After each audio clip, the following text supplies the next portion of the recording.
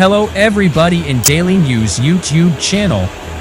At least 2 people have died and dozens have been rescued or evacuated after flash floods in 9 provinces of Algeria from May 24, 2023. Flood damage in Algeria, May 2023.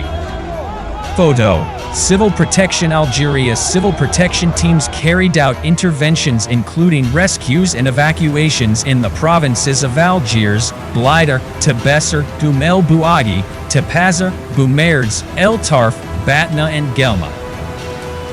Houses were damaged or destroyed, vehicles swept from roads and transport severely disrupted. In Guelma Province, a young person died in floodwaters in the municipality of Bou Hashana. Civil protection rescued at least 30 people trapped by floodwaters in the district of Héliopolis. 15 people were rescued after becoming trapped by flooding in agricultural fields in Basbas in Tarf.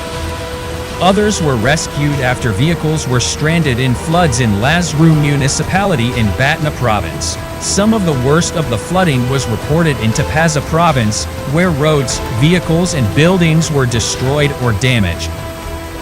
A young person died after the wall of a house collapsed.